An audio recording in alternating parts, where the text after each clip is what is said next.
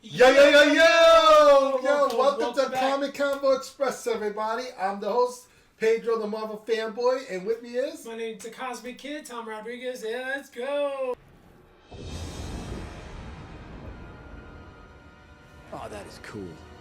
Feel very cosmic. Oh, you kid! And we are live on twitch.tv/PevGamer. Shout out to the chat room. Yo, keep them coming. We always love you for that. You can check us out on our YouTube channel at youtube.com/ComicConvoExpress. Hit the subscribe button and follow us with all the content episodes edited by our own Pev Gamer himself. Also check out our Patreon. Go to the patreon.com/ComicConvoExpress. There's a holiday membership. Prices exclusive. Sign up. Check it out. You'll get a lot of early content, behind the scenes, cool merchandise, artwork from our own Pev, which we're featuring today. I'm Pev. Today I'm Pev. yeah, it's your Pev today. Tom, my bad. To me, my X-Men. Take two. Hey, Marvel fanboy, what's the percentage off? Memberships. What? The memberships. The memberships. On Holiday Patreon. special, baby. It was 50% off. 50% off. Yeah, 50%. My bad, everybody. No, we're good, man. And you got artwork from my own Tom. There you go. Pev, a.k.a. Pev. Access to our other show, The After Hour, where everything goes uncut and uncensored. But it's only exclusive on the Patreon. You can also check us out on StreamLabs.merchandise/PevGamer. You a little nervous? Yeah, a little bit. Definitely slow. You know, it's relax. the heat. We've been out the game for a couple days. Yeah. Man. We took a couple weeks off, had a beautiful Thanksgiving. Yeah, that's what caught up to us. Went to sleep for like a week, and then we're back. So if I mess up, I apologize. Yeah, so heads up. It's all live, baby. But check us out on streamlab.com/merch/PevGamer for both exclusive stuff from Pev Gamer and Comic Convo Express merchandise.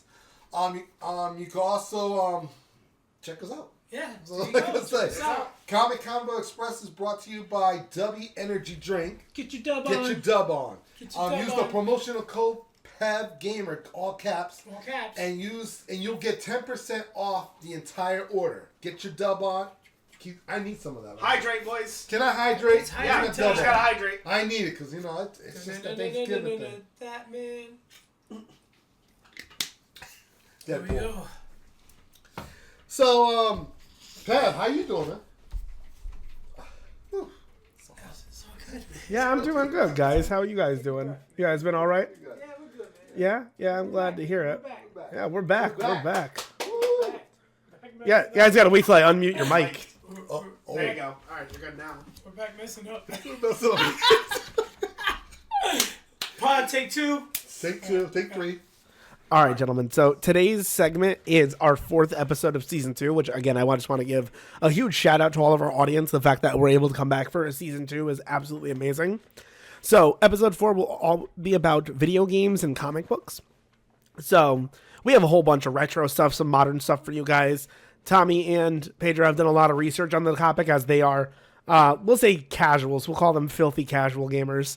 So we're going to start right off with segment 1. So guys, segment 1, who did it better? Insomniac's Spider-Man series or Rocksteady's Batman the Arkham series? I'm going to throw the ball to Tommy, I'm guessing. Yes, I got this. I think I do. Here we go, guys. Both Insomniac Spider-Man series and Batman Arkham Asylums are highly acclaimed and beloved by gamers. Here's a breakdown of the pros and cons. I got pretty much 4 and 4. Spider-Man, Insomniac Spider-Man series, web-slinging mechanics. Insomniac Spider-Man games features some of the most satisfying and realistic web-slinging mechanics in any Spider-Man game, which is amazing. I mean, the layouts, the visuals, the backgrounds, the buildings, spectacular. The villains, oh my god, especially the villains. Open world exploration. The game offers a vast open world Manhattan to explore with a variety of activities and side quests to discover. And when I tell you these side quests, amazing. And you know, as you do the side quests, you know, you pick up tokens, you pick up stuff to unlock stuff, which I thought was a really great part of the game itself, because you can unlock suits. Scarlet Spider-Man, Spider-Man 2099. I know, you bump into other villains that are in the way. If you know my moves, you know I'm gonna wreck you. Surprise me if you can.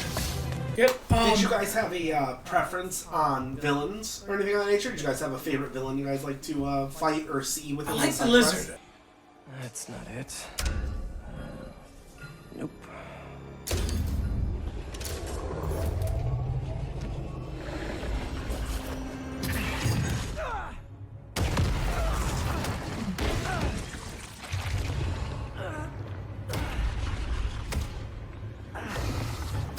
Hey, Doc.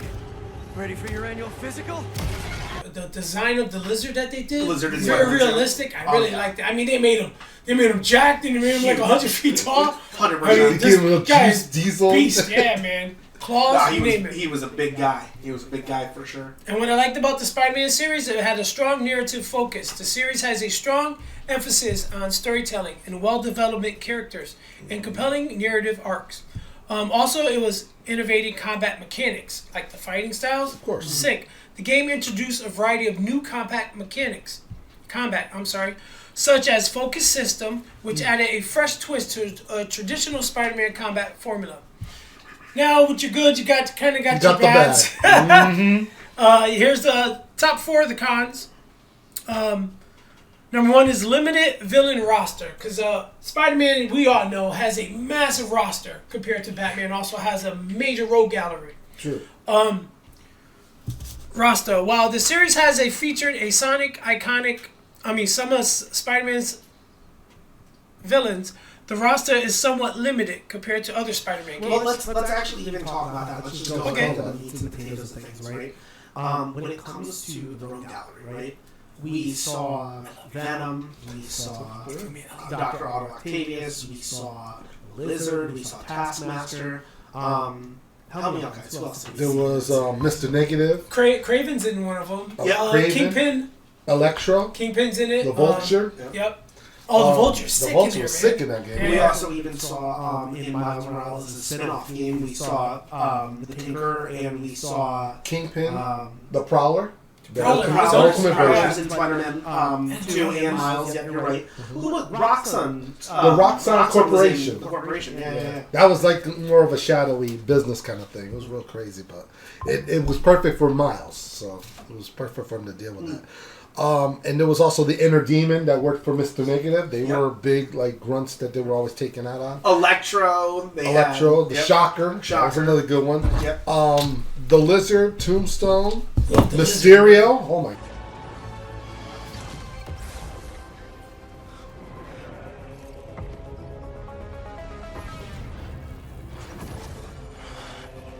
God, Oh, this yeah, I is had a about version that. of Mysterio in there. There was also cool to see the Black Cat in there. Mm-hmm. Another villain that no one talks about, the Wraith. Yes, he made The an Wraith appearance. was another Yeah. good one. Taskmaster's in one of them. He's in the first one, Taskmaster. yeah. Yeah, Yeah. Taskmaster's pretty cool. I think they didn't utilize him enough. They did. You know what they did? I think they were trying to set up for the whole multiverse of gaming. Because did you notice Taskmaster immediately shows up in the Avengers title that didn't do too well under EA? Like out of nowhere, right? Oh, yeah. He's trying to be like the villain version of Nick Fury, going every show, every game, not the movie, but game. Fun fact, Taskmaster first appearance, Avengers 191, last page. That issue. George Perez, rest in peace. And he's also going to be in the Thunderbolts movie. So Do you really? You have the first appearance of Taskmaster? yes, I Tommy do. does. We'll look. Oh, We'll, Tommy does too? Yeah. I we'll think he has feature a that in one of reprint. the future episodes. Yeah, I think he has a reprint. The last con I got is the side quests that were somewhat repetitive. For example, some of the players have criticized the series for having too many repetitive side quests, and it could feel like padding. Yeah. And speaking of padding, guys, I didn't know, but padding is when the developers of the game they put in extra stuff to like expand the game, expand the Extend game. it? Expand, expand, yeah. expand the game, kind of like fluffing it a little bit more in there to make Well, more to, stuff to be Honest, right? They teach you the mechanic of a game so that you can solve problems around it. I had no problem with them padding it out like that, Yeah. but I wish I saw more content. Yeah, you're right. Definitely. Well, I'm going to jump in real quick. Okay. To add to your cons. Okay, This was cool. a big con to me because even though we saw Dr. Octopus in the first game, in the last game, the recent one, he only made a cameo. And I wanted to see more Doc Ock. Could never get enough of Doc Can't Ock. get enough of him. And then Venom. It was awesome to see him in the last game. It was awesome, especially you get game controller. That is a big plus because you had to play as him, he's a villain, but you'd be able to play him, and it was just awesome. Oh God.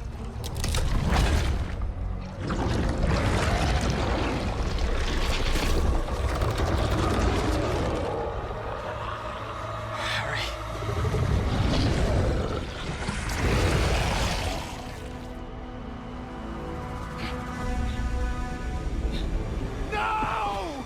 Don't hurt him!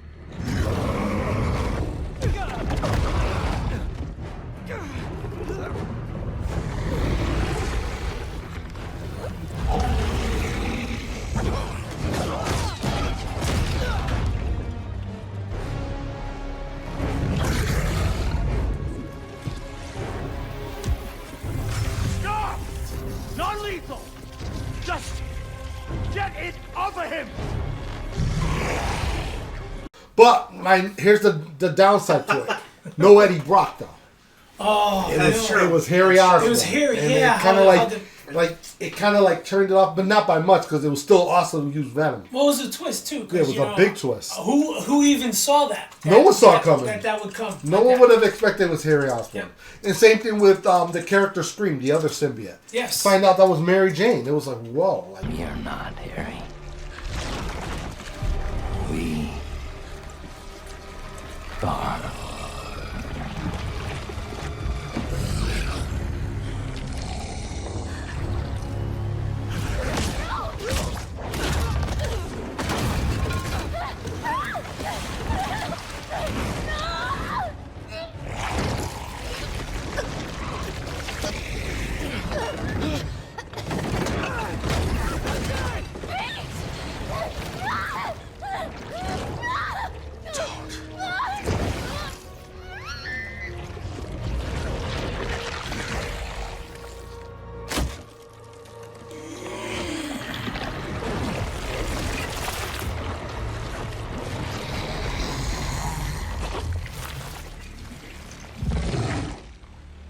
Let her go! I know that was a twist. It was a Twist and good half. twist. That She looked was pretty I, bad. I enjoyed that. But she looked pretty badass. She though. did. She I looked think cool. I think that's The more of design a of it? positive than a negative Yeah, because the even design though it of never it. happened in the book, it was cool to see it and it came out of left field.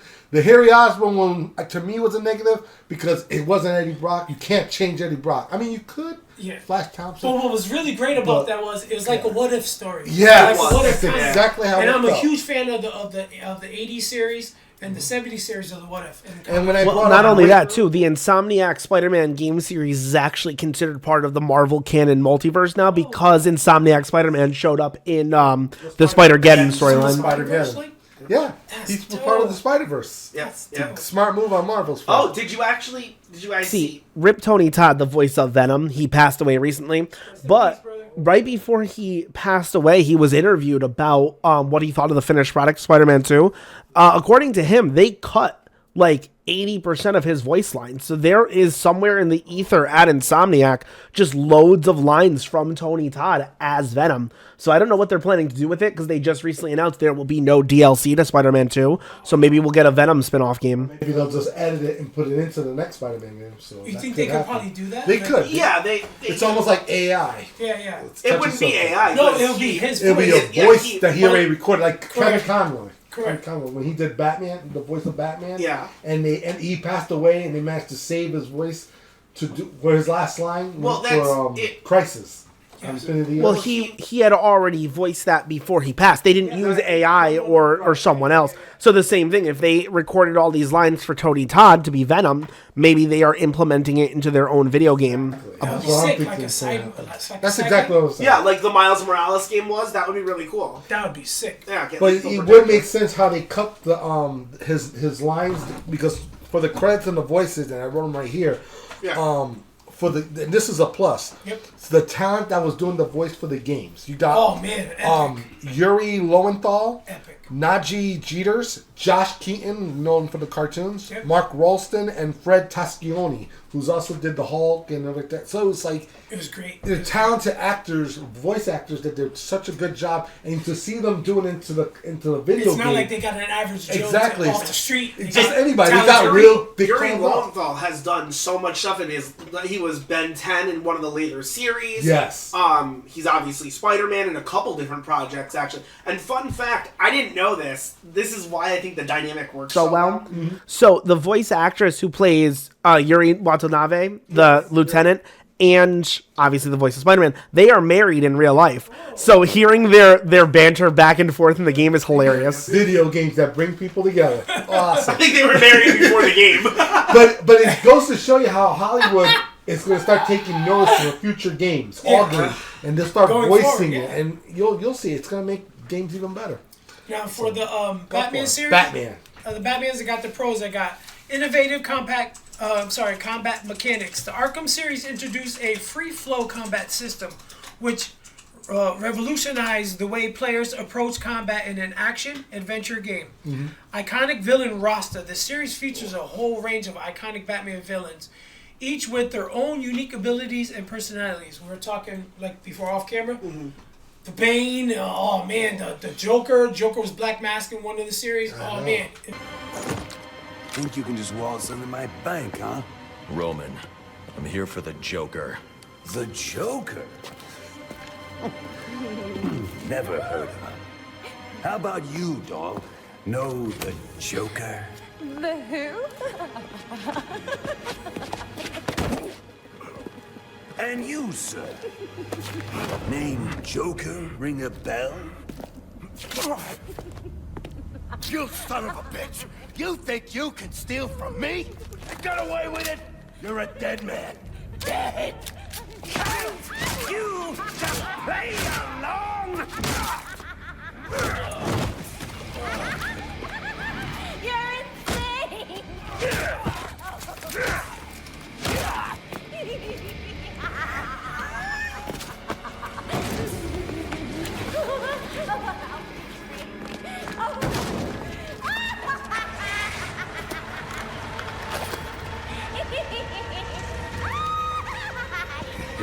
Yeah, organs. You're right. It's just amazing.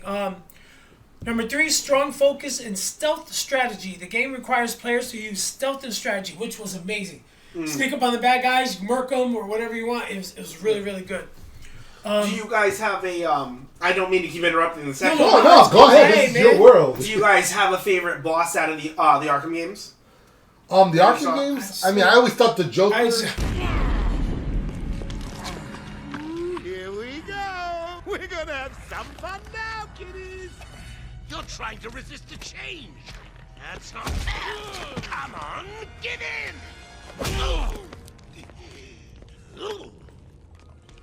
So, you wanna play hardball, bats, do ya? Your call! Pickle, pickle! No! Oh, you're ruining my big night! I love the Joker. Joker. I was just Hands down, especially the.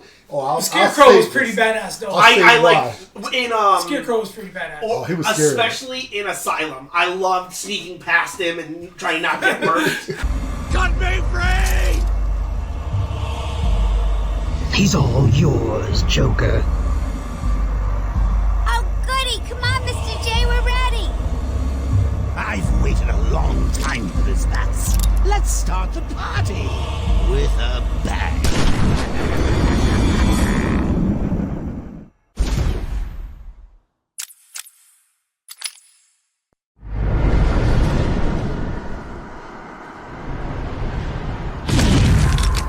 That shit was cool.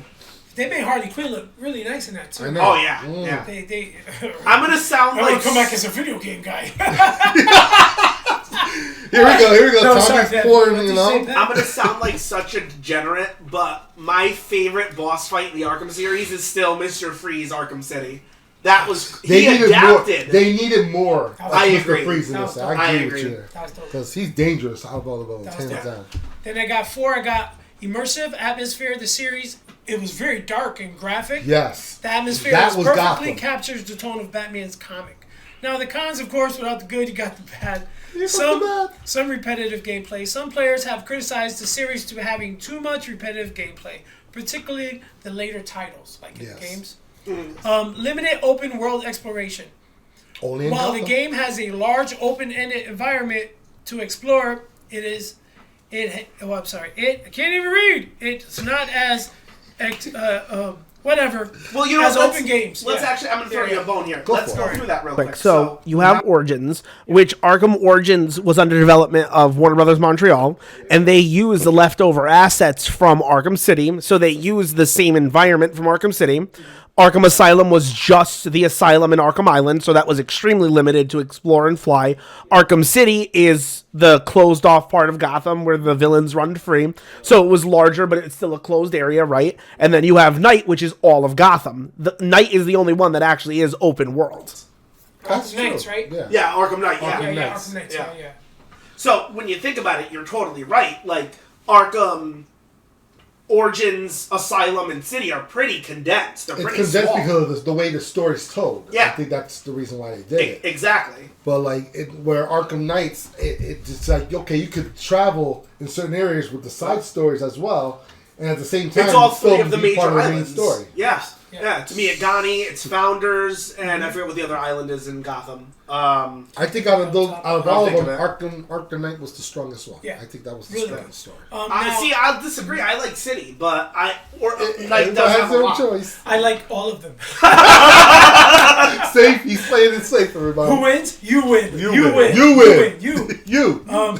Who did it better? Ultimately, it comes down to personal preference. Oh, You know, I just want to add if you this real prefer- quick. oh, If go it's ahead. real Yep. quick. I know you're about No to problem. pick. Yeah.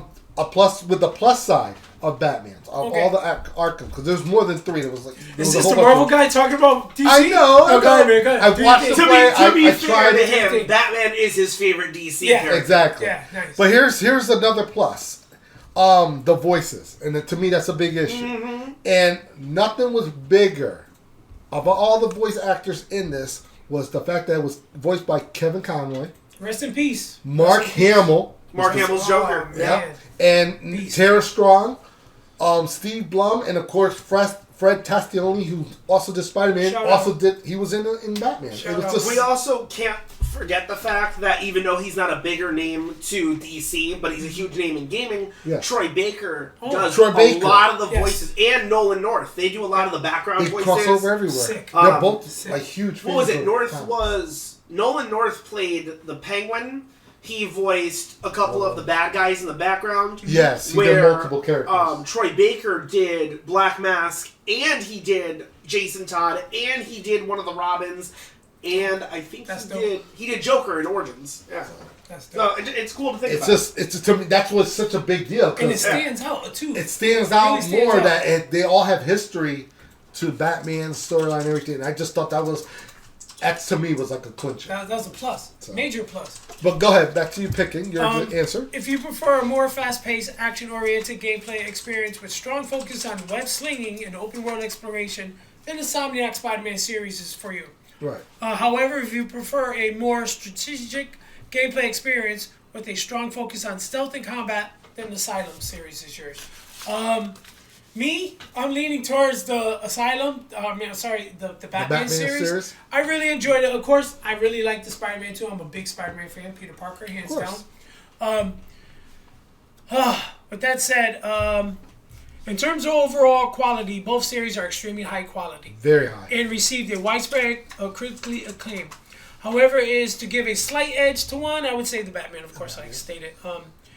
But in saying that, the Insomniac Spider-Man series is still an excellent choice and has a fan base. And if you're down with Spider-Man, you're pretty much gonna go with Spider-Man. Well, as a Marvel fan, of course, I would normally say Spider-Man because I think he's a better character. However, the question remains, which is a better video game product between both series? Yep. And as much as I love Spider-Man, and the Insomniac Spider-Man is no joke, I looked at it as a comic book fan. And let me tell you something, both series, Batman and Spider-Man, the way they tell stories, it's relatable to the comic as well.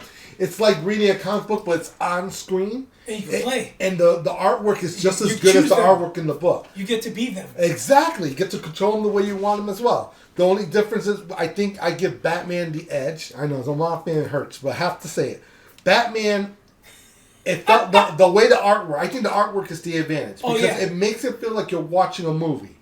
I watched the Spider-Man game, loved the artwork. I'm not taking it away from it. Yeah, but graphics I'm like looking at it and thinking about all the artwork I've seen in comic books, and it's on screen, and to me, that's a huge plus. I would lean to that, but then you watch Batman, and I'm looking at it, and I'm seeing a movie. Yeah. Like, it's just so entertaining. Just I can't just right? like... I don't even think about the comic. I'm just thinking like this should be a live action movie. They should take it straight from the game. Just to give you a point of reference here, him and I were talking about Origins because originally my father wasn't going to talk about Arkham Origins because he didn't know that it was under the same umbrella. I was like, not only was it really good, but when Warner Brothers Montreal was making the game, they wanted voices that sounded like younger versions of Kevin Conroy and Mark Hamill. So I showed him the cutscene where Alfred confronts Batman about going out and being the Dark Knight. And I was like, this is why this guy voicing Batman makes so much sense. And he was like, I've got chills on my arm listening to this guy. Whoa. Like, it was awesome. Because I said it, and he was like, nobody can replace Kevin Conroy. And then he heard it, and was like, okay, I like this guy. give him a break on that one. Was he like on the level of Conway? Oh my god, Nice. he's great. Let me see if I can get his name. I always forget his name. Nice.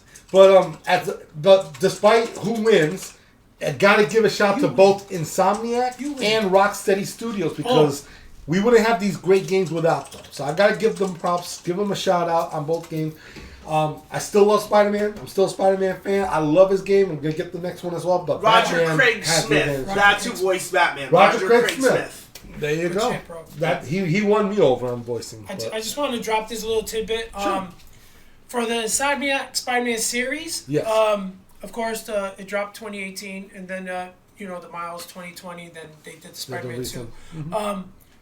The development was on a budget of 100 to 120 million, and it made $3.8 billion. Guys, I didn't say million, I said billion. Holy cow! And then on the Arkham series, they made over on a budget of 156. And now, when I say on a budget, that you're talking your development and your marketing, because you gotta expand it. do You gotta your let the work come commercials, out. you gotta your paperwork, whatever have you.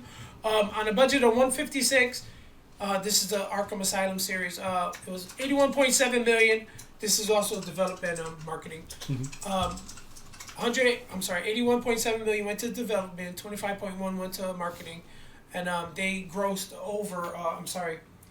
They net over income 60 billion. 63 billion. 63 billion. 63 billion. Yeah. Over 63 billion. Yep.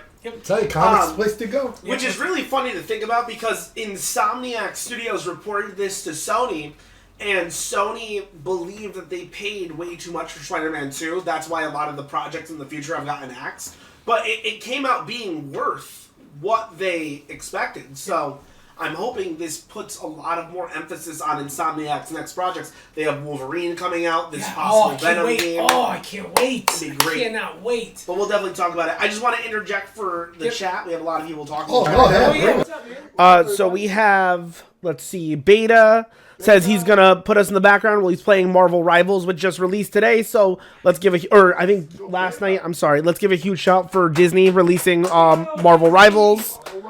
Who's the developer of that beta, if you can tell me? We've got Pink Barbie telling him he should stay. That's hilarious. We've got Burger Bandit saying big Marvel fans. Burger Bandit. Yep. We've got Sockfuzz saying billions with... Wait, I'm going to say it in my Trump voice. Billions with a B. Oh, you're showing your shirt? Oh, hold on. Oh, show my shirt. Represent you guys. We love you in the chat Marvel, room. baby, Keep it going. Marvel. We'll stop the show for you guys. You know how it works. Yep.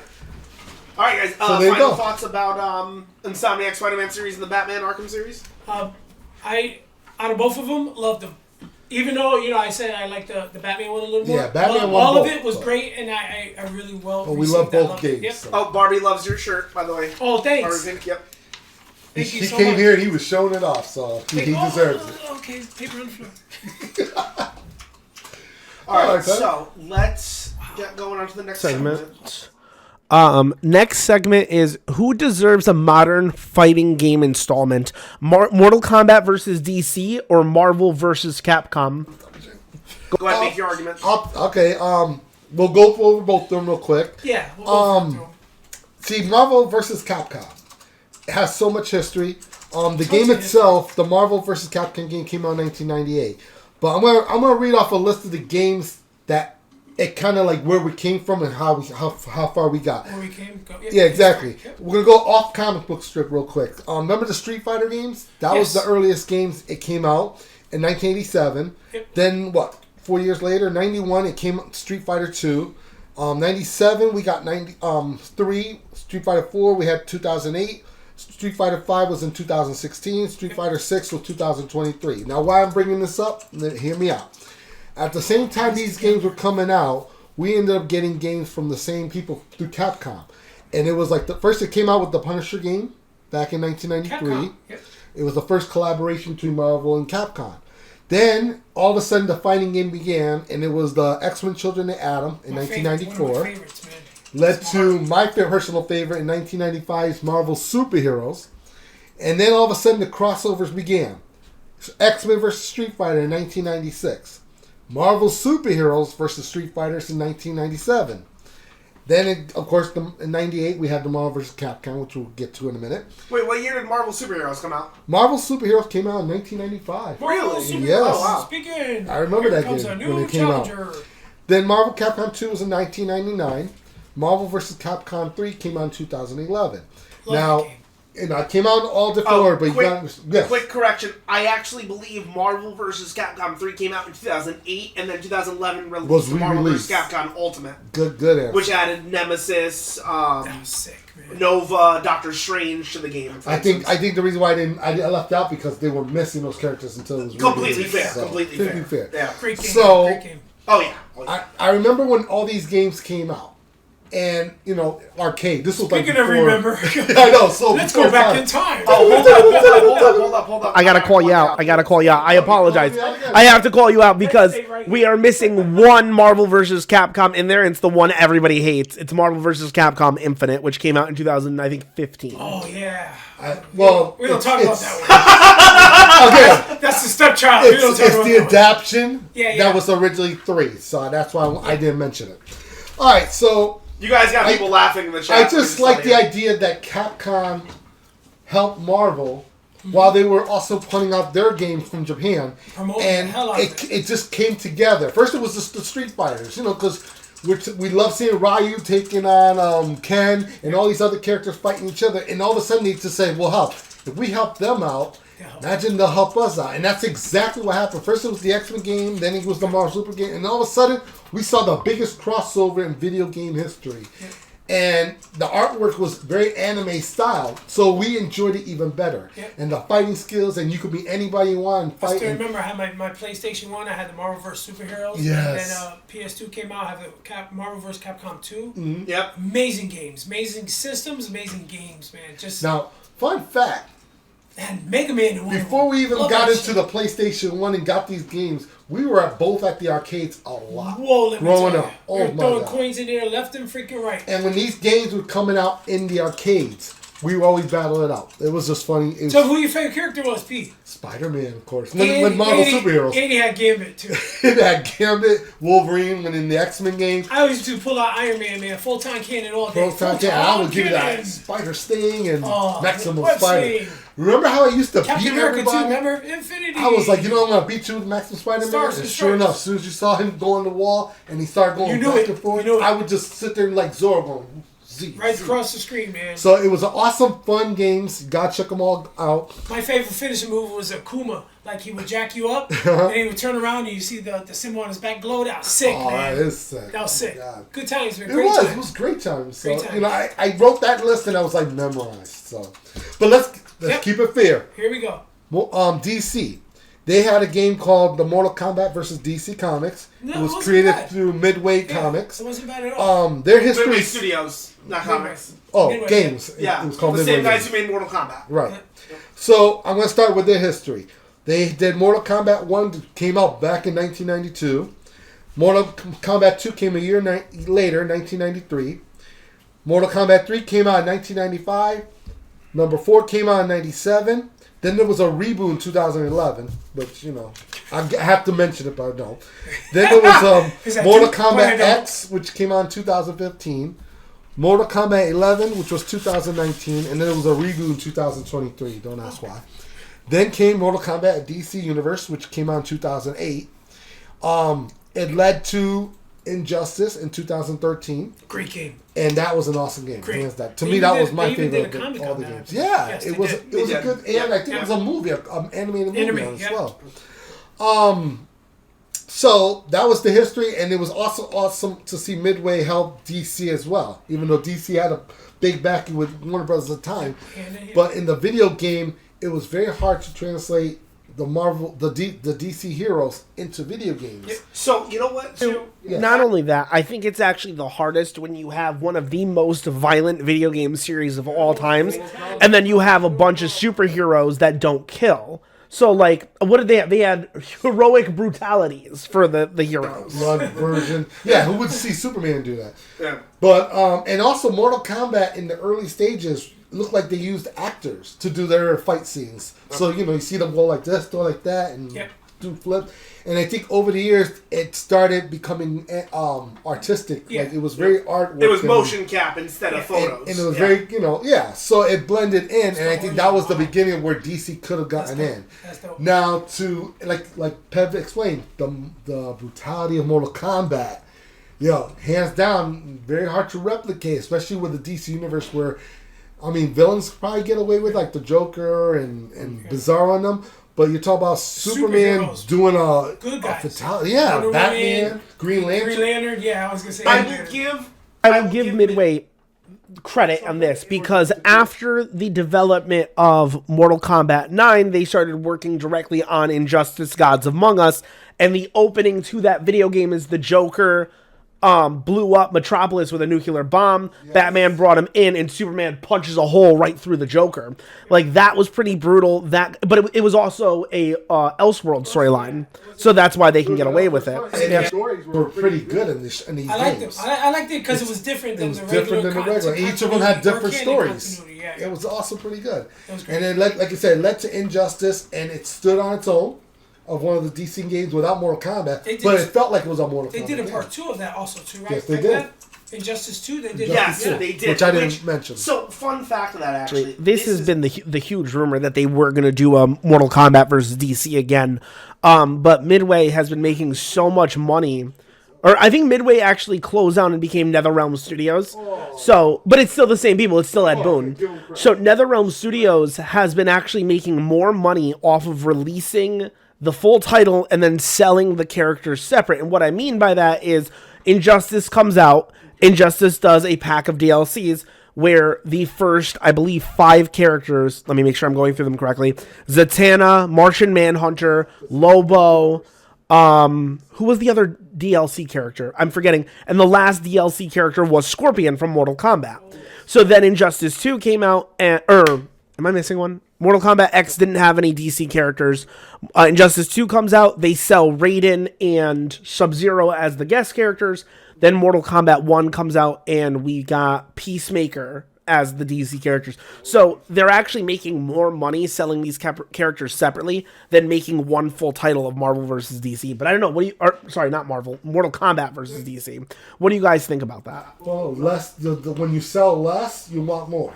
Well, you know that they don't really make, like, for example, the consoles, like the P5s, whatever, Xbox Series, whatever. Yeah. They don't really make money off the hardware, but the software, absolutely, make where the money's at. killing. I mean, the games average $60 a pop. I remember back in the day. They are now 60 to 70. Yeah. Yes, I saw that, which is crazy. Insane.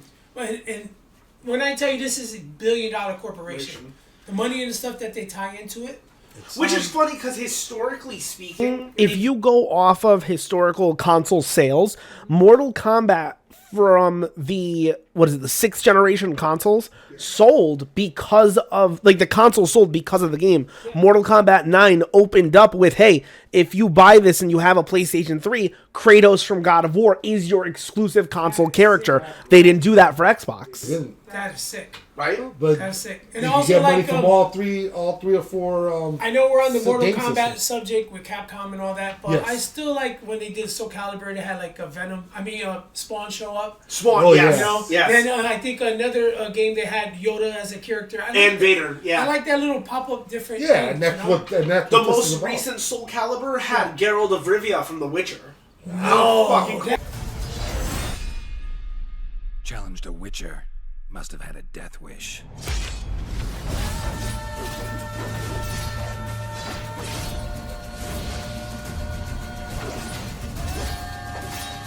What was that? Sick, dude. That's sick. I like how they do that. I do really, too. really like how they do that. Spawn was DLC from Mortal Kombat 11. Fun fact. Nice. So was the Joker. The But that's what Joker. I'm saying. That's- They're selling it separate and making more off the Making more DLC. off it. Mad money, bro. Yeah. And then- Because how much do you think it would be to develop another Mortal Kombat versus DC? Probably a shit ton Shitload of of money. money, and then another just DC alone is just Yes. going to expand on it as With well. all those so- characters they got, holy cow. But here's the fun fact. Yep. Back then, the argument used to be which was better, the Street Fighter franchise or the Mortal Kombat franchise. And for many years, I mean, no disrespect, but I used to think Mortal Kombat was 10 times better than the Street Fighter because of the animation versus the realism of Mortal Kombat Yep. and the bloody mentality of Mortal Kombat compared to what people just get beat up in Street Fighter. Then came the crossover with DC and Marvel, and then I was reversed. Marvel versus Capcom is 10 times better than Mortal Kombat and just the DC because the superheroes were very animated and with the Street Fighter and actually made their artwork a lot better. Yeah, they enhanced it. Exactly. Yep. But I think what trapped us was the age of the the Capcom characters and the Marvel. He said trapped us. It was trapping because after a while it It's gets like- stale. it's Not like stale. Like a moth to the flame. Yeah, because everybody's always into the newer stuff. Yeah, yeah. And Mortal Kombat was They just consistently kept pumping pumping it out with more stuff. Pumping it out. They're a freaking And engine. so I think that's part of their problem, honestly. Speaking, because I don't know if you guys saw the recent report, I believe it was GameSpot and IGN first reported the leak that Mortal Kombat set up for a third combat pack, but because of declining sales of Chaos Reigns, which was the first major DLC to Mortal Kombat 1, they have canceled the project since. So I'm almost wondering if pumping out these games and continuously doing reboots is a good business model. I think not. I think Call of Duty, for instance, is one of those franchises that can pump out a game every year. Do we like it? No. But are they going to make money? Absolutely. Or NBA 2K. I don't think Mortal Kombat is a staple that needs to come out every year. Does anybody have an opposing viewpoint? I have 1000%. a very different point You're of view correct. because this is what's going to help them out. Yeah. If Mortal Kombat continuously pumps out these games and there's no competition, Yeah. the whole thing in general becomes stale, and then everybody looks forward to the new games and forgets the old games. Right. Now, I mean, not if- necessarily because you have a fan base that likes the retro those stuff. those will stick around. Yeah, I'm talking yeah. about like the ones who are looking for something different or to make see. I know. I The understand only your way point. Mortal I Kombat understand could your get point. better Yeah, yeah, if yeah. it continues to I make got it you. better. Yeah, keep pumping it up. And the I only way understand. it will make it better if there's something competition goes against it. And that's where So- Capcom and Marvel comes Yeah, in. yeah. Honestly Speaking, I might disagree, and I only say that because if we look at 6th generation console, Mortal Kombat versus DC, I believe, was the first game to release on the PlayStation 3 and Xbox 360, right? Yes. And sales did horrible, right? NetherRealm Studios went into development hell for the next 3 to 4 years before making Mortal Kombat 9, and Mortal Kombat 9 I think to this day is still the highest grossing Mortal Kombat game because they took a break in anticipation of it. Exactly. All the say the fan bases, they were like, Oh yeah, they "We were can't wait waiting for this for to it. come out." You know, but during that break, Capcom and Marvel yeah, was still they- going yeah, out. yeah, they were so the going out. competition was there, Yeah. and it was just about who's upping who. Honestly, I think the only... I hate to say it like this, but the only competition that NetherRealm Studio has had is Tekken and Killer Instinct. Tekken and Killer Instinct, yes. Street Fighter hasn't really done anything, and That's the problem. Marvel vs. Capcom Infinite got sold out to Mortal Kombat X by a couple million, so... And that leads me to the answer to the question. Yeah, I was gonna get who back to deserves the modern fight game installment? And my answer is the Capcom games with Marvel, because I mean, let me tell you something. The Marvel Capcom versus Capcom game is still awesome. It may age, but people still want to play it, still missing it. Still great. They would love to see more, but it hasn't come out. The finishing moves, man, I think we deserve another modern update and let it compete with Mortal Kombat and Injustice and just keep going. We'd be the winner. Now, me personally, I'd say both. Have them both come out with another I'm game. okay with that too. Mortal Kombat, I'd like to see because they have enhanced graphics and realism, fatalities and brutalities. Man, forget about it. Improved online multiplayer, dynamic stages, and interactive environments. Expanded story mode. Marvel Capcom, I would like to see because large character roster, dude. You could go on for days with this everybody roster. at Marvel, everything at Capcom, we have You can choices. add new additions, and like you said, DLCs. Why not? You could just Yeah. pull up. You have the whole old X-Men team come out. You know what I'm Exactly. saying? I'm just saying. Well, so you know what? I'll throw a scenario. Yep. I think it's really going to be more for Tommy, to be completely fair. But Tommy, thinking about this, right? If you had to only pick one, so are you continuing Mortal Kombat's reboot series from 1, right? From the most recent one where Liu Kang is the conductor of time. Yeah. So would you rather continue that timeline, or would you just see a brand new Marvel vs. Capcom, because that one doesn't really follow a story? If you had to pick one, which one are you getting? I go Marvel Capcom. Marvel vs. Capcom. All day, yeah. Because I'm inclined to agree. Because all the characters, there's so many more characters they didn't even put in there. No, You know what I'm exactly. saying? And we would love to And see if anything, a that. bad guy at the end, because remember the old back in the days of Marvel vs. Capcom and all those, you had like Apocalypse as your boss, Yes. and you had Onslaught as one. Onslaught. Why not have freaking Galactus as one of your bad guys? At the end? Galactus he's He 3. is. Marvel There you vs. go. Capcom 3. All right, I'm So sorry. do we see No, the you same- didn't know. It's okay. But how freaking cool would it be to fight a Celestial? Or there you go. Yeah. That would be awesome. Or Throw honestly in some speaking- Eternals. I really liked Infinite solely for the fact that Ultron and Sigma was the villains at the end. I would be totally okay came with out even left just field. Ultron, like the Annihilation Wave Ultron, Yeah. Oh, being the boss. Dude, how sick would that be? I would too. Hell yeah. That would be sick. Does anyone have a favorite hero fighter and villain fighter from Marvel vs. Capcom series? I like the Wolverine. It's always been Wolverine for me. Spider-Man for me. How about villains? Villains?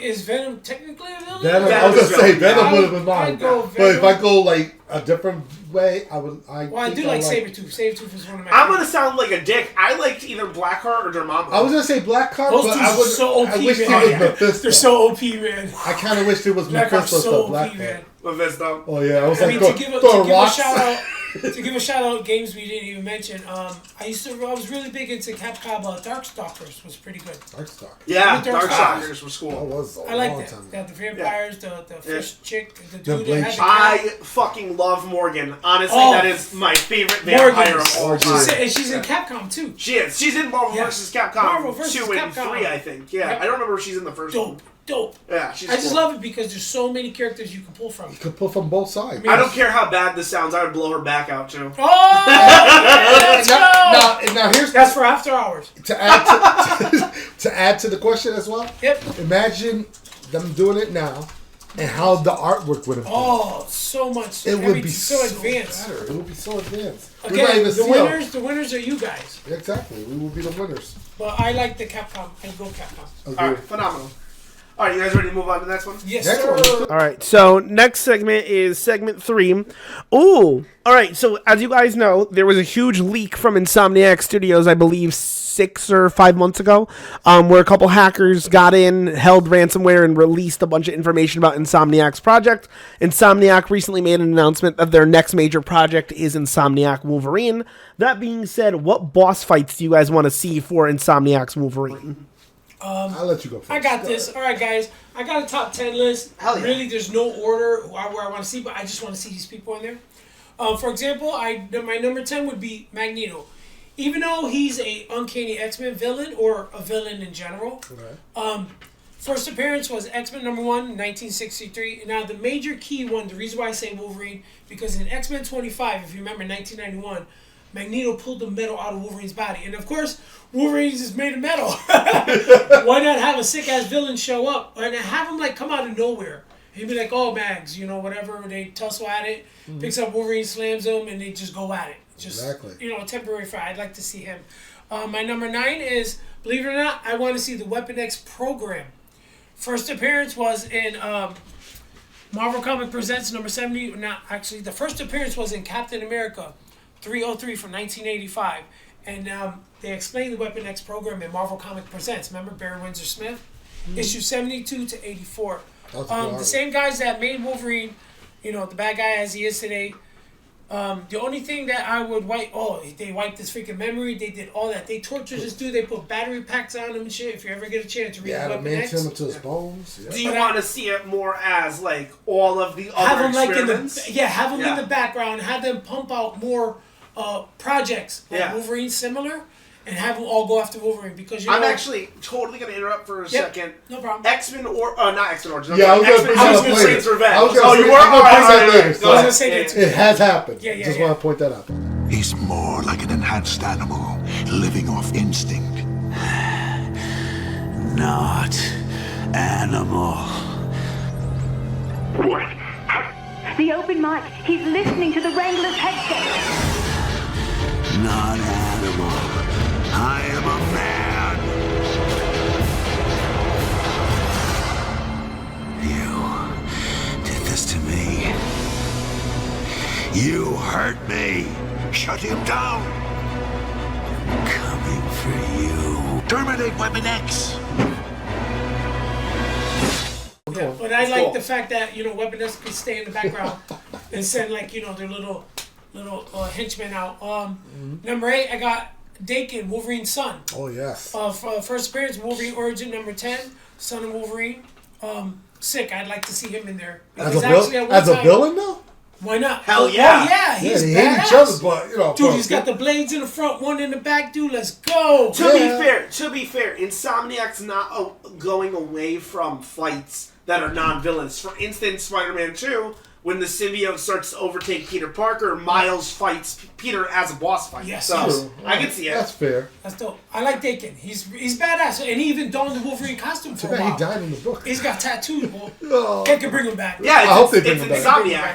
They can do their own universe. And then number 7, I got Deadpool. First appearance of the Mutants, number 87. Now these guys have a mad history of going at it.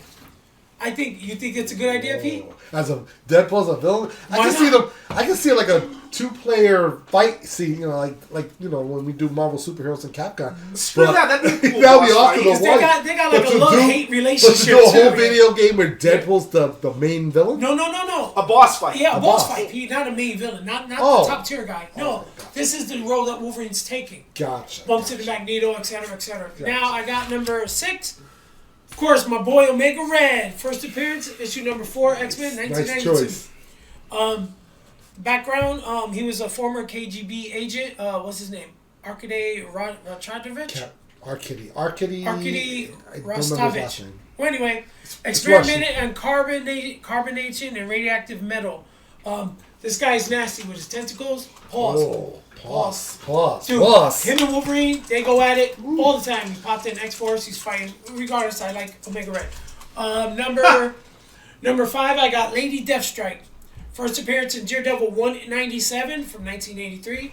Then their main tie-in and fight was in Alpha Flight issue 33 and 34 from 1986. Now, the reason why, after Wolverine killed her father, she would never stop hunting Wolverine because the metal that's on his body, the adamantium, of course, she thinks it was from her father because her father, you know, had the adamantium, so she has this bloodlust against him. Yeah. It was a really good Ellen Kinney X-Men. Can't mess with chicks with honor. Can't think of the name off the top of my head, but it has Wolverine. It was Barry Windsor Smith. It has Wolverine. They did experiments where she actually forfeited her body and gave herself up to end up getting claws. Yeah. Her and the Reavers, they did this program where she came out, nasty fight. You gotta see this Wolverine, Barry Windsor Smith art. They fight in the snow, and it has one of the little girls from the New Mutants in it. I forgot her name. Well, this fight, oh my God, they go at it. Wolverine's ripping her up, cutting her up. She's like, mercy, mercy, kill me. Wolverine pops his blades back in his legs, in his arms, and he's like... his legs? He's like, forget about a chick. You stay in the snow. I could see a game where Lady Deathstrike... She's not the boss piece. She's not the boss. She's a boss fight. She's not the end. But she could be part of the Reavers, and Wolverine takes them all out one at a time. And the main villain, the head boss, would have been Donald Pierce. That would have been cool. So that would have worked out. That would have been nice. And then, when you lose, you like Wolverine, you're on the cross, the X cross. That would have been like the end. And then number 4, I got Silver Samurai. First appearance, Daredevil, 111, 1974, and 1988 series, Wolverine. You got this nice-ass cover by John Buscema, rest in peace, and Klaus Janson inked it. It's all red and has Silver Samurai, with a sword, and Wolverine's like swinging to cut him. These guys got a mad history. They started fighting in the Uncanny X-Men. Mariko, I believe that's Silver Samurai's sister. Wolverine loved her, but he did not want him to be Wolverine to be with her. Yeah, it was massive history. Number 3, I got the Wendigo. First appearance, Incredible Hulk, 162, 1973. The reason why I say because this is a key origin to Wolverine's history. And first appearance, 180, 181, and 182. Now the reason why I chose him because the Wendigo is a mystical beast. He appears when you eat flesh in this, I believe, Canada. I'll just touch on it. Wendigo is a product of a mystical curse, which causes anyone that ingests flesh from another human while within Canada wilderness, right? Yep. Transforms into the beast of Wendigo. So, super fun fact. Square Enix, the same people behind the Avengers game, created a video game called Guardians of the Galaxy. Critically acclaimed. I'd say it's one of the best Guardians games of all time. I would actually even put it in my top 10 of video games of all time. There is a level. It came out, I think, 2 or 3 years ago now. You have it? So, midway through, on one of the planets, the alien species that are there are infected with the Wendigo virus because someone at S.H.I.E.L.D. launched the Wendigo into space and somehow it survived. One of the best levels in the game is fighting the Wendigo creatures. That was crazy. I'm sorry, continue. You know anything about the Wendigo? That curse is if they bite you, you become one. Yes. So, the Wendigo's badass, man. Badass. Yeah. I love the Wendigo. I would love to see that boss fight, by the way. Number 2, I got Cyber. First appearance from Mark Spector, Moon Knight. That was one of yours. That was one of mine. You hit all my honorable mentions. My brother, 34 from 1983. That was Moon Knight's Mark Spector, issue number 34. And they had a massive fight in Marvel Comics Presents. The cool thing about Marvel Comics Presents, when it broke down the story, each book had 3 stories per book. Mm-hmm. And imagine fighting a guy with your freaking adamantium. This dude's whole body was adamantium. That's right. When this dude is a massive a killing machine. Well, anyway, they go at it. You gotta read it. Marvel Comics. He had small finger claws. Little. But it was all adamantium. Exactly. Which issue was that again? His first appearance was in Marvel Comics Presents 85. No, Mark Spector 34 issue 1983. That was his first actual appearance.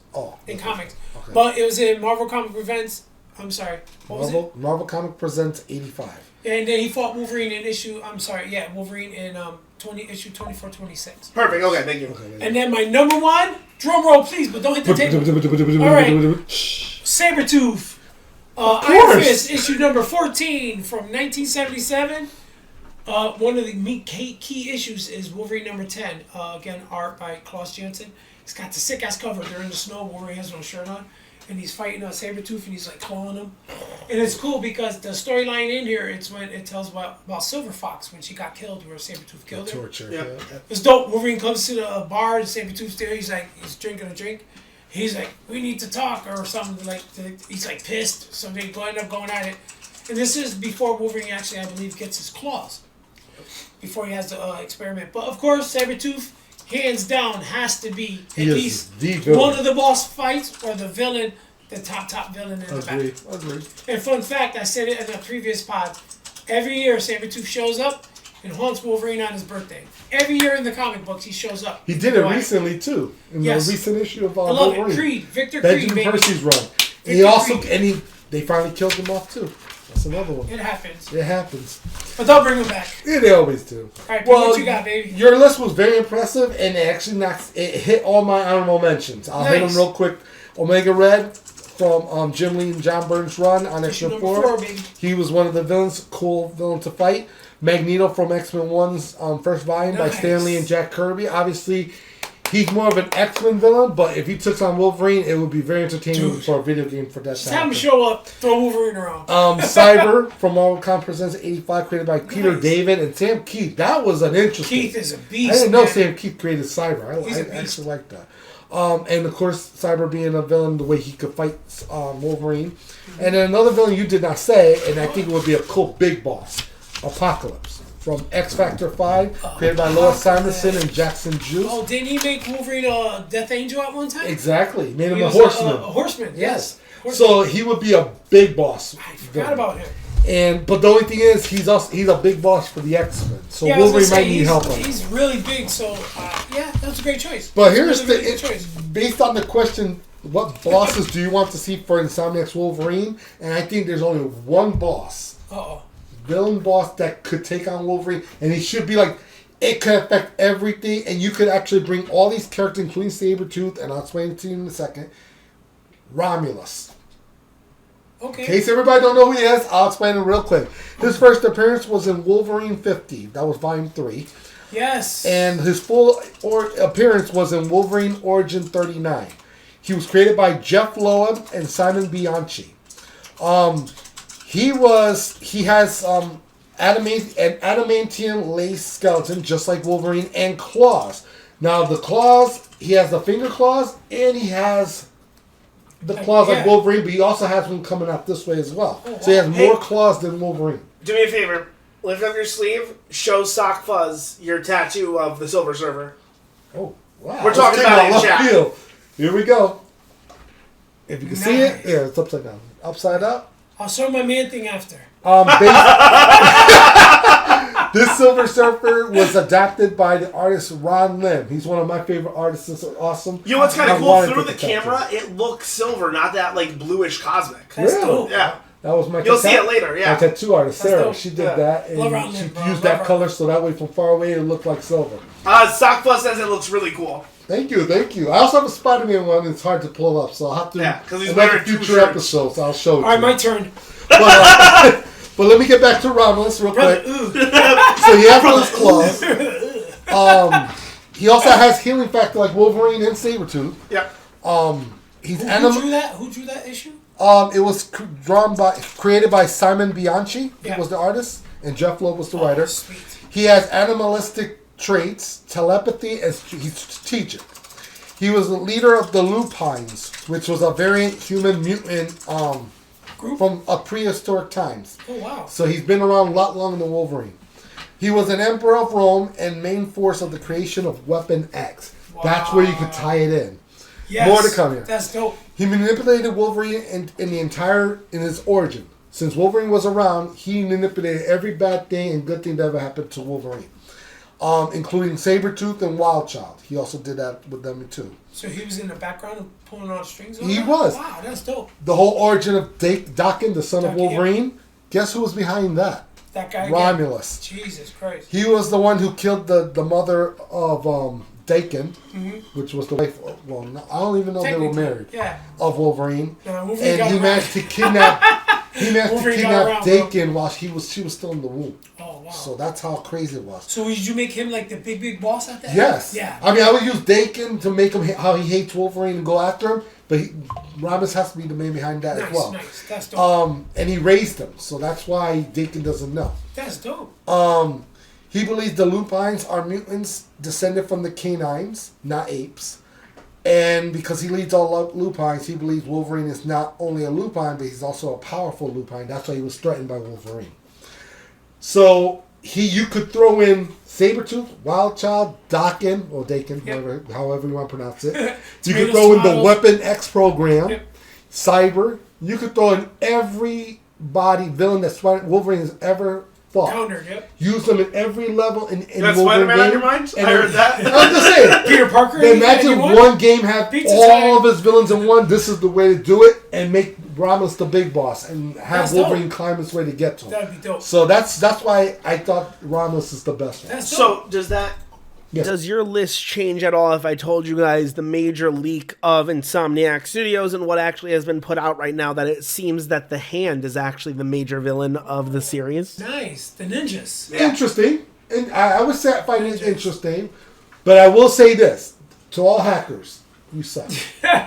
Because the reason why I'm saying this because we're looking forward to these games, and by you hacking, because I know we're starving for information. Yeah, but come on. But when you're hacking it and you release it, it causes them to change everything. Man. We want to be surprised when it comes out and hit us hard. Well, so for more details about what had happened, there is a group of hackers that that infiltrated Sony Studios, got a bunch of stuff from Insomniac, and threatened to leak all the information if they didn't pay a ransomware. Insomniac decided to not pay the ransom for them to release the information. Therefore, the hackers released all of the files and documents, and unfortunately, social security numbers of people who work at Insomniac Studios. It's very, very sad that what has happened. We do not condone the acts of the leak. We're just giving the information of the leaks. I know when you talk about the hand, it just popped up to me. Uncanny X-Men 268. Where it jumps in the past and the future. It has Wolverine, Black Widow, and Captain America, and also drawn by Jim Lee, inked by Scott Williams, Chris Claremont. And in there had the hand where they were fighting Wolverine. So we could see. Back in the days, all he had was like a billy club in his hand. This was, I think, before he got the blades. Yeah. And before the it's this beautiful scene, bone claws. Yeah. Beautiful scene where he's fighting and he's jumping and the guy's like in a car and Wolverine like kicks his foot like right through the car and like kicks the guy. And then at the end of the whole thing where Captain America fights with Wolverine, and this was the early missions of Captain America, which was sick. Yeah. And at the end of the episode, at the end of the comic, Captain America's like, "Hey man, I'm looking for, if you could be my sidekick." Wolverine's like, "No, I don't need any sidekicks." He was like, "But I wanted you to be my sidekick." And who was the creator in that book? Chris Claremont and Jim Lee. Yeah. It was a sick story. Before X-Men 1. And it had the hand. The hand was the main story behind it. That's cool. But as far as the hackers go, I mean, it did it for money. And you're still on the hackers, no, I'm sorry. We're pressed for time. As a fan and a person who loves to play these games, one of these days we're going to hear rumors about a future game coming out, and because a hacker screws it up. I guess we gotta move on. Time keeps rolling on the next segment. Go ahead. All right, roll into the next segment. Which I'm gonna change a couple of the things that we were talking about before the show went on. So Tommy has actually drawn some art for us and a couple different things that we want to actually auction off to help the Fuck Cancer organization that we're raising money for. But what we're going to do instead, guys, instead of presenting them here for an auction, because I can see that the live show, we've already gone over our time period, our time slot. It is what it is. If you guys sign up at patreon.com/Comic Convo Express, there will be a digital storefront. You actually can buy the art right then and there. Whoever purchases them, our proceeds will go towards F Cancer, and we will ship you directly the art that we have. The Carnage card in front of Pedro is for sale on the website. There are some large wooden plank prints of Broly from... Oh, there goes the other one. Broly from... Bring it in just a little bit closer to the middle, guys. Broly from Dragon Ball Z, and we have the Super Mario 3 cover, and then there is a Sonic the Hedgehog one somewhere. Sonic down! Sonic down! There it is, Sonic the Hedgehog. And we have a couple smaller prints that will be going on the website as well, guys. So, again, all the proceeds will go towards Fuck Cancer. Even if the campaign is over, we'll be selling them all. Patreon.com/Comic Convo Express. Go to the storefront. There's also a sale on the Patreon for memberships. If you guys want to see the exclusive bonus episodes and the After Hours series, 50% off of the first 4-tier memberships all the way till Christmas. So 50% off. Lowest membership is $2 for your first month. That's patreon.com/Comic Convo Express. I'll put a link in just a second. All right, let's go on to segment 4. Top 3. What DC heroes deserve a new video game series? I will throw the ball to Tommy. All right, before I go, Pete, got a fun fact. I do have a fun fact before we answer that question. Yeah. Joshua Graham from the hit video game Fallout New Vegas is based on Garth Ennis and Joshua Dysart, character of the Unknown Soldier from DC Comics. I just want to throw that out to you because it's amazing how little things can be a bigger things from other books. So I just want to throw that out to you. All right, so quick thing. Two things on that, by the way. I love that fact because I am a huge Fallout New Vegas fan, and the Burned Man is one of the coolest guys. Oh, so for Fang, what they were saying was Joshua Graham, the Burned Man from Fallout New Vegas, is DLC Honest Hearts, is based off of the Unknown Soldier by DC Comics, his design, which is fucking awesome. Yes, created by Garth Ennis, yep. Quick things from our chat. Sockfuzz said, good thing you missed Tommy's Spidey tramp stamp when you stood up. Let me show you again? Hang on, let me try on your mic. What were you saying? Let me show you the tramp stamp again? Sure, let's see it. Yeah, let's see your tramp stamp. The man thing first. Hey, my real tramp stamp says exit only. All right, back to our show. All right, ladies and gentlemen, back to our show. That's our show. There we go. Back to our show. Sockfuzz said yes. And guys, I just put the... Oh, I'm sorry, my mic's off. Good. I just put the link to Comic Convo Express's Patreon. We'll be posting the artwork for sale probably within a few hours. So just keep checking back, and if you guys want to sign up for all the other content we have over there, check it out while the memberships are nice and cheap. All right, continue. I'm sorry. We're on segment Number four. What all DC right. heroes deserve a new video game series? All right, there's no true order. I'm just going to run these really quickly. I'd like to see Nightwing, even though he was in, Gotham Knights, which was good. But I like to see him as a standalone, because as Batman's protege, the former Robin, Nightwing, acrobatic skills and detective work would shine in an open world Gotham game. I like that. I like to Nightwing's see a good choice. And I like it. And then the second one I got, Birds of Prey, a cooperative game featuring Black Canary, Huntress, and Oracle, would highlight teamwork, strategy, and empowering female heroes. Because everybody's on this Captain Marvel, female everything. This one, you got the Marvels from the Marvel. Yes. And my number one would be Lobo, the space bounty hunter, third-person shooter showcasing Lobo's violence, antics, dark humor, and intergalactic bounty hunting would be amazing. I'm impressed by those numbers. I like That's my three. I mean, DC, you got a lot to work with. You got a lot to There's work a lot with. to work with. That's I like the Oracle, the Birds of Prey theme, and also Nightwing too. Because whoever could be Batman, I think the next runner-up would probably be Nightwing. My list is real simple. It's real simple. I would like to see the Flash get his own video game. Use the speed, make them fight his rogue gallery. Imagine that the possibilities there. He's a Flash.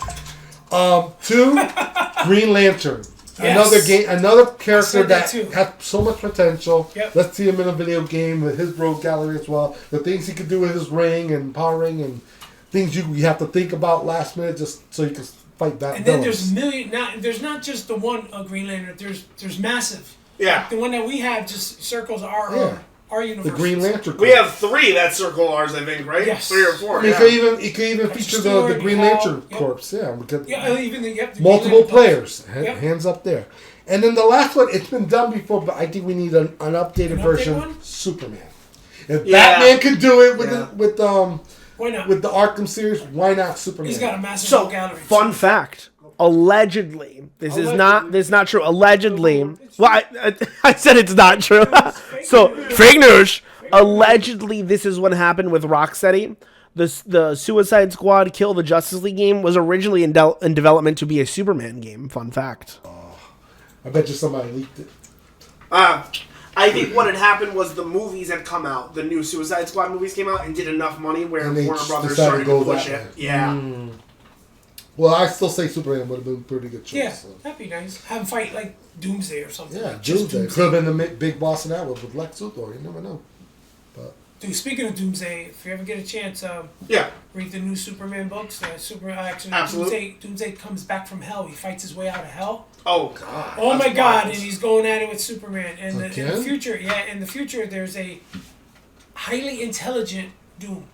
I saw the artwork on that. Oh my God! If you ever get a chance, check it out. It's the latest Superman issue 19, 20, and 21. I think they're going to conclude it, but I'm reading it and it is blowing my mind. Oh my God, Nice. that's great. I like that. And I'm not one on the new comics. Amazing. So We can actually, move on. fun fact, just to tie that back to video Games and stuff like that. You guys know who Savini is, right? I think his first name is wait. Sounds like a pizza. See, let me get a Slovenian large with pepperoni. Hang on, let me get his full name. I don't wanna get it wrong here. Another KFC. Tom, sorry, do you guys know who Tom Savini is? Sounds familiar. So Tom Savini is the major special effects horror artist for most of the horror movies during the 80s and 90s. He designed a lot of the Jason Voorhees, for instance. He did a lot of those kills. So when Gun Media came out with the Friday the 13th video game, they actually reached out to Tom Savini about a canceled movie that allegedly, instead of Freddy versus Jason, what was supposed to happen was there was going to be a movie after Friday the 13th 9, Jason Goes to Hell, where Jason came back from hell, fighting out of hell, and he would come out with Satan's trident, right? And this never got past, I guess, pre-production. The only remnants of it was Tom Savini's concept art for this Jason. And for the Patreon backers for the game series, they gave those people that skin. So if you go on to the canceled game now and see someone with that skin, that means, number one, they paid into their Kickstarter or Patreon for it. And number two, that's the last remnants of this alleged Jason 10 movie. I have a question for you. Yeah. Do you know if the script was even written? No. It didn't even get past pre-production. Oh. The only thing we knew was he was going to come out of hell. Somehow fight his way out of hell, come back to Camp Crystal. So I must have heard this idea and say, hey, I could do this for a DC story. Sick. I'd like to see that. Right? That'd be sick as hell. I'll have to show you the picture of what he looks like, but he looks so fucking fought Freddy, so if you can fight Freddy, you can fight everybody from hell. Why not? Why not? Here comes a new character. Here comes a new character. Jason, boy. Out of hell. Jason out of hell. Maybe though he comes out, he's like on fire, So we go. I'd like to see that. Hydrate, guys, and say goodbye to Feng. Bye, Feng. Why are you leaving? Thank you, Wolf. He's going to Patreon after this. She probably is. Nice. They're going to Patreon. Yeah. There we go. So 5? Next segment, 5. Hold up, real quick. I'm gonna get up and just show Tommy this. I know we're pressed for time, but I don't really care. This is my show. This is his show. He calls it. That was the design of the Savini Jason. Oh, damn, bro. It looks like he's like burnt.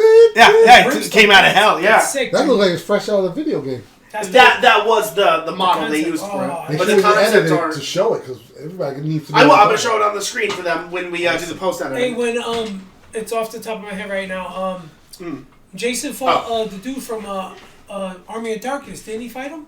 Ash. Yes, it was Jason, Freddy, and Ash. Versus Ash. That was dope. I love that. There's the concept art. Dope. Oh.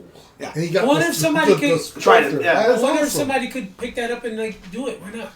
I don't see why not. They could bring a studio come in and who did Oh, you're talking about Savini? Yeah. Well, so Jason Voorhees is under copyright war right now with the two families that own him. But damn.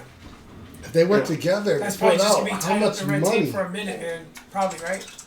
And do it with that story. I'd like to see it. I would see it. Yeah, I'd see it. All right, next segment. Oh yes. We're pressed for time. Wheels and keep on turning. So we have segment 5, top 3 retro superhero games. The stipulation is nothing past the PlayStation 1 era.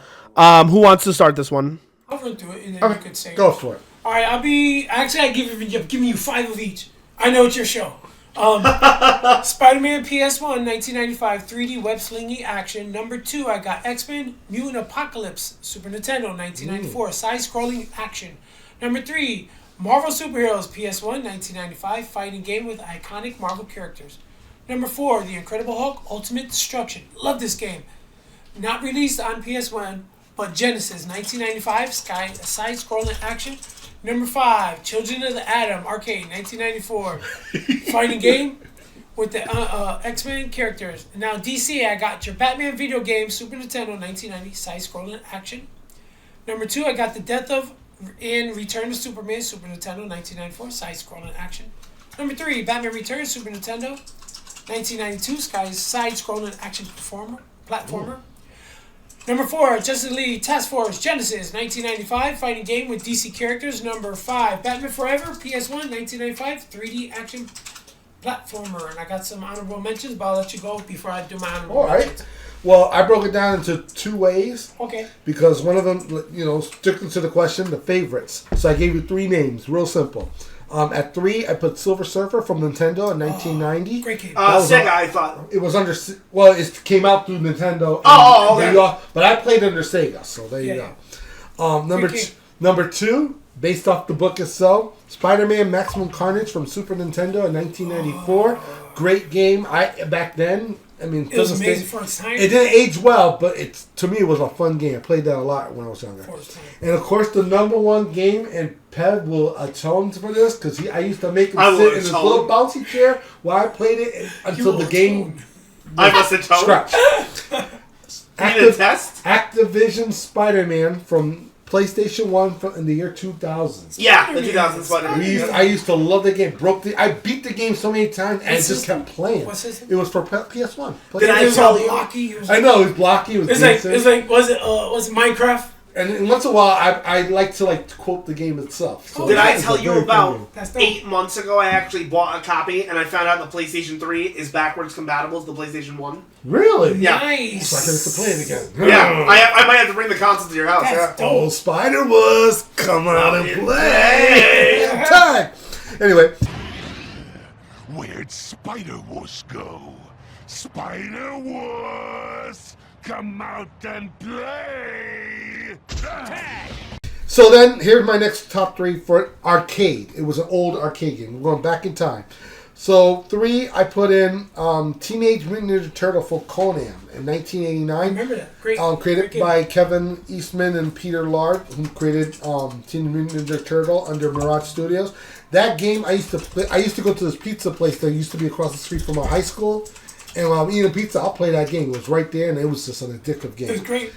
2, X-Men vs. Street Fighter in 1996. X-Men This was before Children of the Atom. Loved that game. And, of course, the number 1 game, Marvel Superheroes. 1995. Amazing. It was awesome. Through Capcom. The bad guy was Thanos.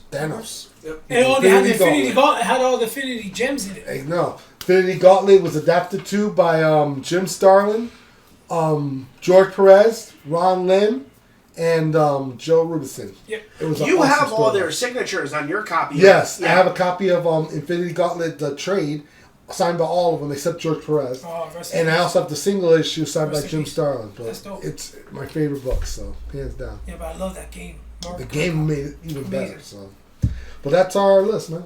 All right, cool. I got some honorable mentions. You want honorable mentions?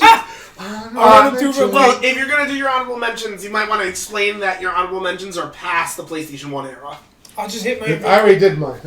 I'll just hit mine real quick. X-Men Arcade 1992.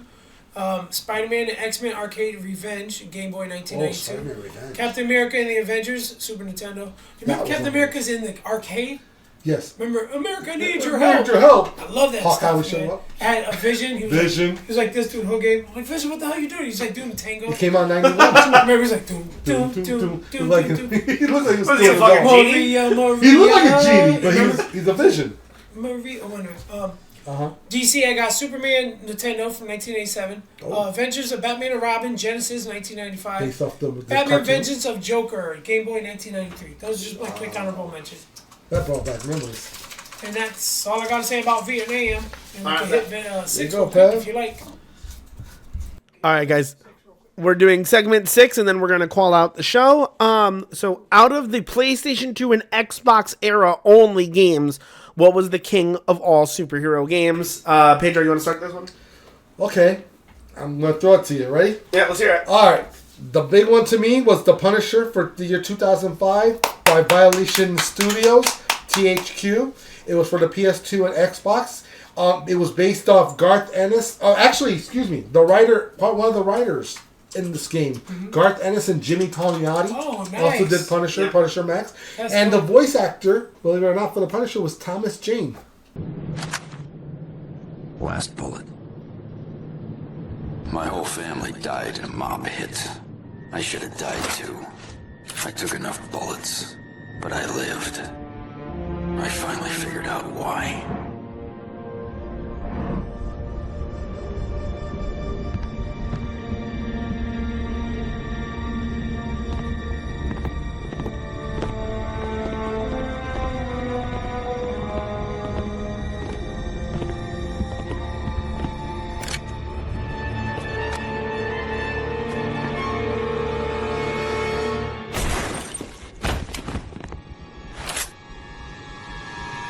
Yep. Oh, The actor from the movie, yeah. Exactly. dope, man.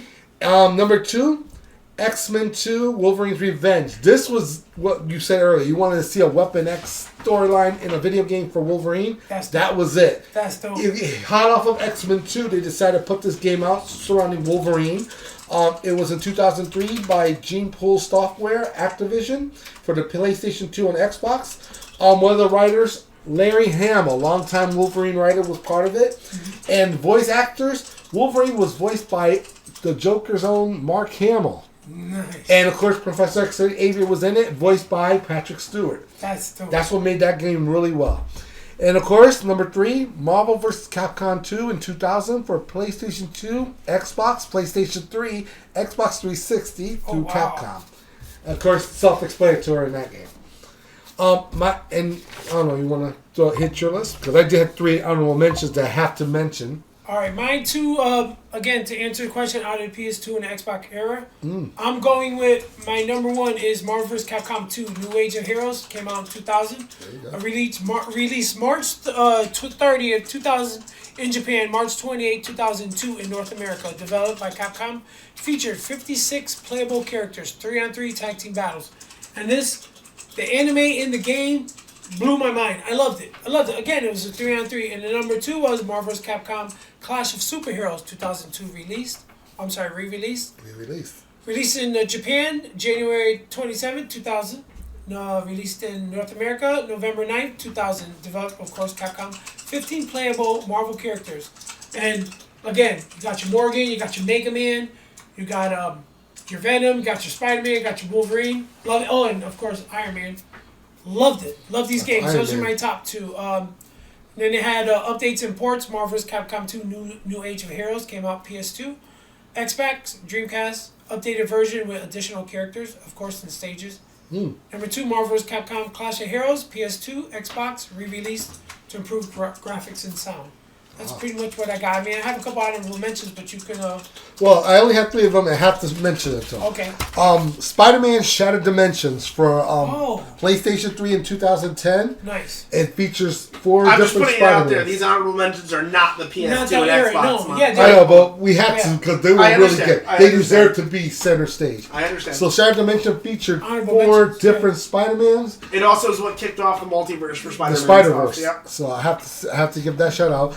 Deadpool from High Moon Studios and Activision in 2013 for Xbox and PS3. Did you guys hear there's a rumor they might remaster it? I hope so, because it was so hilarious. Oh, yeah. It was so hilarious, especially with the popularity of Deadpool. That'd be dope. And of course, Ultimate Spider-Man from 2005, Activision for PlayStation 2. Fun fact, one of the writers, big time writer on that game was Brian Michael Bendis, creator of Ultimate Spider-Man as well. Yo, I love the Ultimate game, dude. So, hands down, I had to say this. You play Venom in there, too. Yes. Right? Yes, I remember that. I love that Venom game. was in there. That was such a It great led to game. him, too. My king, believe it or not, is Spider-Man 2. I'm sorry, my honorable mention. Yeah, go ahead. Spider-Man it came 2. Out PS2, Xbox, GameCube, developed it, Treyarch. That's right. Oh my God. Yeah, it did have a sequel. We have that. Open world web slinging, revolutionary open design allowed players to swing through Manhattan. Just like the first one. Based on web slinging, realistic swinging mechanics made navigation thrilling. Authentic Spider-Man experience. Faithfulness, adaptation to the Spider-Man 2 movie and comics. Yeah. You guys want to know something crazy? What's that? Treyarch Studios did all 3 of the Spider-Man games. Do you know what their next big project was? What? Call of Duty Black Ops. Yes. They still, to this day, continue to make the Black Ops games. That's good. Treyarch, I love it. They're very talented. I love it. So, that's our list, son. All right, my friends. Well, that was it for this episode. If you guys want to say goodbye. Thank you, guys. Thank you. Again, like, comment, hit the subscribe button. Check us out on Patreon. And like I said, we're running a deal. How long is the deal for? Till Christmas. Till Christmas, guys. Yep. $2. Only $2. I want my $2. And please help to support the cause for Fuck Cancer. Yep, because cancer is a bad thing. We have people in our life that had it, and we've experienced it. Yeah. Through our families and loved ones. And we can beat this. So. Yep, guys. Again, Pev Gamer, check out the Patreon, and he will have a list of all these goodies that we got going up. And if you feel that you need to do something or donate, just reach out to him. Because again, it's for a great cause, guys. A great cause. Hands down. So a really great cause. Again, thank you for joining. I just want to give a quick shout out to my daughter Angie. I know she watches this. She loves this. She loves you guys. We're all family. But Angie, I love you, and Daddy loves you. And for Comic Convo Express, Pedro, Tommy, have a good Thank you one. much, man. God bless. Oh, did you want the top 10? Oh yeah, give us your top 10. All right, here we go. We were almost done. We were almost done. Yeah, once I thought I was done, they keep pulling me back in. There you go. Pulling me back in. All right, guys, top 10. You got your Swamp Thing number 1. Swamp Thing. Number 9, you got Silver Surfer number 1. Silver Surfer. Number 8, you got Amazing Spider-Man number 15, Kraven the Hunter. I saw movie. the trailer. It looks... You know Sony. what? I'm Sony. gonna watch it. I'm gonna watch it. I'm excited. I'll watch it, but is, I'll be man. the first one critiquing It it. freaking is what it is. And of course, 7, you got your Fantastic Four number 48, coming to Galactus. Silver Surfer and Galactus. Then the game will always be, the book will always be hot. Batman 232, 1971, first appearance of Ra's al Ghul. Ra's al Ghul. Damn it. Here we go. Added in. Damn it. Amazing Spider-Man, number 300. I'll just keep going. I forgot the count. Venom. Amazing Spider-Man 361, first appearance of Carnage. Shout out to Mark Bagley. On Star Wars number 1, 1977. For Marvel? Yes. First run on Marvel. So we got Silver Surfer number 3, first appearance of Mephisto. And then, of course, the number 1. I'm in anticipation of this movie, man. I can't wait. I'm psyched. Marvel Superheroes number 8, first appearance of the black costume. Yep. Mike Zeke. Oh, yeah. Marvel Superhero Secret Wars. Yes, Secret Wars, baby. Wars. Number 8. And that's There you my go. top 10. Again, thank you guys. Like, Thank follow, you. subscribe. And thank you for having us. And we wouldn't be here without you guys. Enough said. Thank you, man. God bless. Take care.